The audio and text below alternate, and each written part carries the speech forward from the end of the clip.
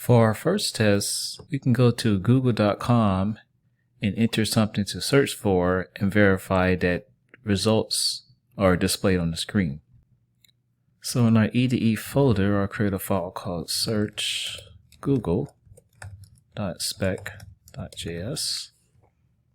When you're creating end-to-end tests, you can use whatever approach works for you, but it's definitely nice if you at least plan out what your test is going to look like before you actually start creating it. So for example, you could use the given when then approach. So I could say, given I'm on google.com, when I enter Iron Man Tony Stark in the input, when I press the enter key, then I see Tony Stark Marvel Cinematic Universe in the search results. So with that being said, let's start fleshing out the code that will map to the words that we just wrote. Add a describe block, Google search,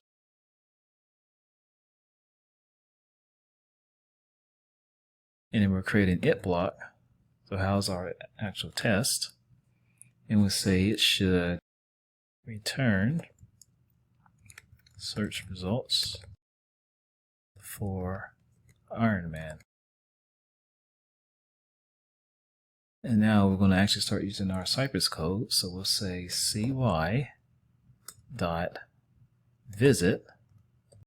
And this will allow us to visit a URL. We're going to visit google.com.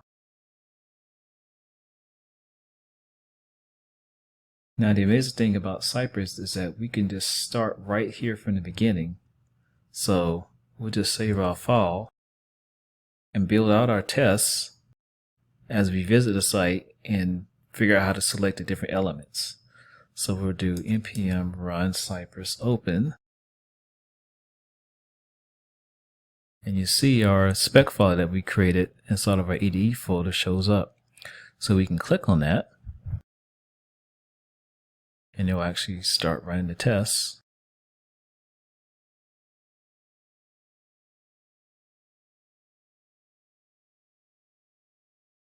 And the test passed because everything that we've written so far in our test file didn't come across any errors.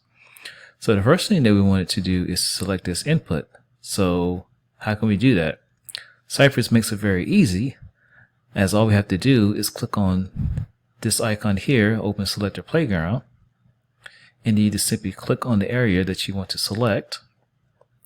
And then what Cypress does is gives you the code that you can use to select the element. So we'll say copy to the clipboard, and then we'll go here and then just simply paste it. And now we've selected the input based on what the selector playground provided. So now that we have our input, what we want to do is type in Iron Man, because that's what we want to search for. So we'll say .type Iron Man. We'll say Iron Man Tony Stark. And then after you do that, we want to initiate our search. So we'll say .type, and we'll hit the enter key.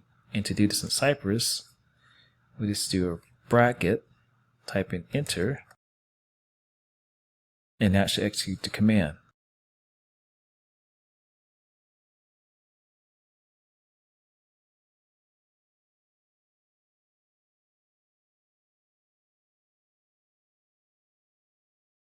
So the next thing we wanted to do is make sure that we see Tony Stark Marvel's Cinematic Universe in the search results.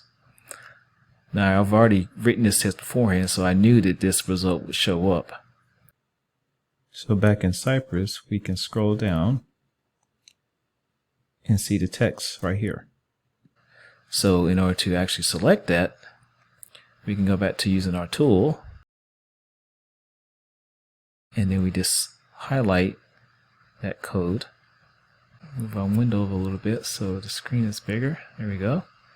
And then we'll copy that to the clipboard. And then we'll paste that into our editor. So now we've selected that link there. And what we want to do is test that it is visible in our document. So we'll say .should Let's say b dot visible. We'll save that. It's going to go through the whole process again.